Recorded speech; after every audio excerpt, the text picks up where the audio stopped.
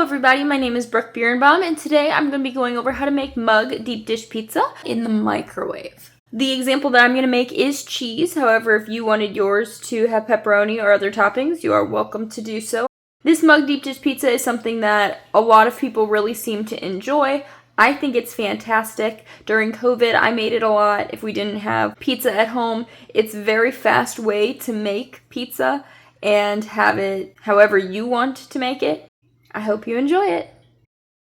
I'm going to start by going over all of the ingredients that you're going to need, and then I will follow that up with the directions and show you how to actually make it. So you're going to need 4 tablespoons of flour, an 1/8 teaspoon of baking powder, a 1/16 teaspoon of baking soda. Oregano is optional, however I do suggest it because it is found in a lot of pizza.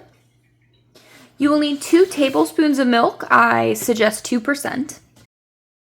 Half a tablespoon of oil. Generally, I use canola oil. However, I don't have any of that at the moment, and so I'm going to be using avocado oil instead. 2 tablespoons of tomato sauce or pizza sauce. This is my favorite. I think it's fantastic, but you can use whatever pizza sauce, tomato sauce you would like. Shredded cheese for the top of the pizza. I have Colby Jack that I'm going to be using. And then you have the option of using ham, pepperoni, or other toppings that you would like. If you have mushrooms, you could put mushrooms on it. If you wanted to put peppers and pre-cut peppers. The only thing that is important to remember is it needs to be pre-cooked. Those are all of the ingredients you are going to need to make this mug deep dish pizza. So we are going to move on to the instructions. Since this is a mug recipe, you are going to need a mug for it, and so this is the mug that I like to use. If you don't have a large mug, then I would suggest using a very small bowl. You are going to be using this to add a lot of ingredients to. So the first thing we're going to do is we are going to add the flour, baking powder, baking soda, and oregano. It really doesn't matter what order you do this in. The only thing you need to keep in mind is what you've used and what you have not used.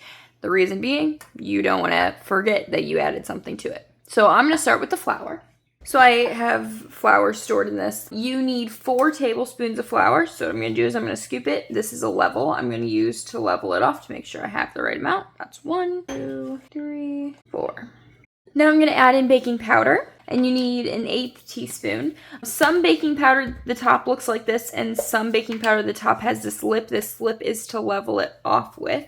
If you do not have one of those, then you're going to need to get a level again. I probably should not be doing this video without all of this. However, I don't have an 1/8 teaspoon right now, and so what I'm going to do is I'm going to fill this up halfway. I would not suggest doing that though. I've made this a ton of times, so it's a little bit easier for me, but try to use the correct measurement. The 1/16 teaspoon is next, and that is of baking soda. You want to make sure you're not mixing up baking soda and baking powder. I have this 1/4 that I'm going to use, so I need a 1/4 of this. Try to have the exact measurements. The oregano is next.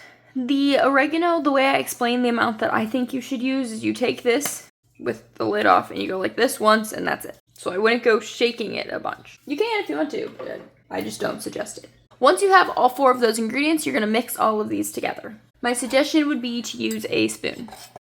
So we're going to add the 2 tablespoons of milk. This is the most common piece that people mess up. The best way to describe it is they don't put enough milk, to put it simply. What I mean by that is they'll try to level the milk even with the top, and what should really be the case is it should be bubbled up but not overflowing. So I'll try to show you what I mean here. So that is bubbled up but not overflowing. That's 1. That's 2. Now we're going to add the 1/2 tablespoon of canola oil. Again, remember I said I don't have canola oil. I'm going to use avocado oil. Make sure you do the same thing with this where it's overflowing but not overflowing. If that makes any sense. So you want it to be bubbled up, but you don't want it to be running out. After you have those 2 in, you're then going to mix everything together. This does take a little bit of time. You do want to make sure it's completely mixed because this is the dough of your pizza. Once it's all completely mixed together, it should be this type of consistency. Now comes what a lot of people find to be the difficult part. You need to spread it evenly on the bottom of the mug. This is why I like to use a spoon for this, because I use the back of the spoon to try to spread it. You want this to be spread as evenly as possible because what will happen if like you can see the bottom of the mug on some areas and it's really high in others, is that it won't cook evenly. So you'll have some parts that are undercooked and some parts that are overcooked, and you don't want that to happen. So once you have it completely spread evenly, which again is very gentle with the back of the spoon, try to get as much off the spoon as you can. Obviously there's going to be a little bit left. It's just going to happen that way. You are then going to put this in the microwave for 1 minute and 20 seconds. After it comes out of the microwave, it should look something like this. You are then going to let this sit for about 1 minute where you don't do anything with it. After it's sat for about 1 minute, you are then going to move on to the next step. I'm going to show you this on a plate. I got my spoon all cleaned during that time, and I'm going to take my pizza crust out. So it should look like that. You could definitely leave it in the mug for this part. Like I said, I wanted to take it out just to show you. So this part is more crispy than the underneath part. I prefer more of a crispy crust. And since sauce defaultly makes things a little less crispy, I'm going to put the sauce on this side. And then I'm going to put the cheese on this side so that this ends up being the bottom. So I have my pizza sauce. I'm going to use a clean spoon in the pizza sauce and just going to scoop it out. And it calls for 2 tablespoons. What that means is that's an approximate. If you really like pizza sauce, go for it. Add as much as you want. It doesn't really matter. If you don't really like it, don't add as much. Totally up to you. Just like that. I'm actually going to add a little bit of garlic powder, which I didn't mention at the beginning, but it is an option if you would like to add garlic powder. You could add it straight to the dough if you want to, or you could add it on top of the pizza itself when you're done. And then I'm going to sprinkle on my cheese. The amount of cheese you use, totally up to you. It depends how much you like cheese, how much cheese you like on your pizza.